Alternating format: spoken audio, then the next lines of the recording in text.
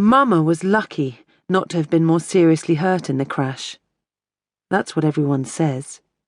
If her taxi had skidded another inch to the right, they'd have smashed the Bond Street bollard front on, rather than just clipping it. Mama got banged about anyway, flying across the black cab with her shopping bags, only saving her face from the glass with her bent backward hand. Her new fancy hats were not damaged. The taxi driver let her off the fare. Still, not lucky exactly. 10 days later, she's still got a custard yellow bruise on her kneecap, a sprained wrist in a splint. She has to sit on a Saturday morning, rather than play tennis in Regent's Park or chase my little sister around the garden. Right now, she is sitting in the turquoise chair by the parlour window, her stockinged leg planked on the footstool, staring at the black umbrellas wheeling about the square below. Her eyes have gone distant. She says it's the painkillers. But I can tell Mama is dreaming of being back at Black Rabbit Hall, or her old family farm in Maine, somewhere remote and wild, where she can ride her horses in peace. But Maine is too far away, and Black Rabbit Hall feels even further. "Can I bring you some more tea, Ma'am?" asks Nettie, respectfully averting her gaze from the startling bruise on Mama's leg. Nettie is the new, 3 months new, help. She has a lisp. Impersonation is irresistible, and has moved from an old-fashioned household in Eaton Square, where they're still pretending it's 1930, Mama says. I think Nettie prefers it here. I would. "Or another cushion?" "No, thank you, Nettie. You're so thoughtful.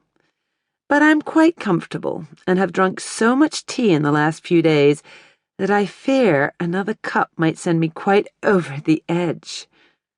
Mama smiles, revealing the gap between her 2 front teeth that makes her smile seem so much bigger than anyone else's. She can stick a match in it. "And Nettie, please feel free to call me Mrs. Alton, or indeed Nancy. No need to be formal here, I promise." "Yes, Ma." Nettie catches herself, smiles shyly.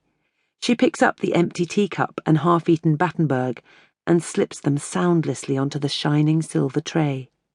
Boris beats his tail, gives her his best doggy eyes.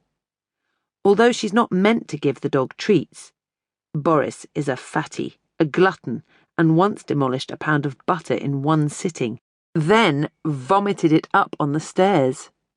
I know Nettie feeds him in the kitchen when no one's looking. I like her for this. "Come here, you," Mama says to me once Nettie's gone. She pulls up the piano stool beside her, pats it. I sit down and lay my head on her lap, inhaling her skin tang through the lettuce-green silk of her dress. She strokes my hair, and I feel like both her confidant and her baby, and that I could stay here forever, or at least until lunch. Not that her lap will be mine for long. There are too many of us. Me, Barney, Kitty, Daddy, my twin Toby, when he's back from boarding school. Sometimes it feels like there isn't enough of her to go round. "Your legs look like a root vegetable, Mama." "Oh, why, thank you, honey.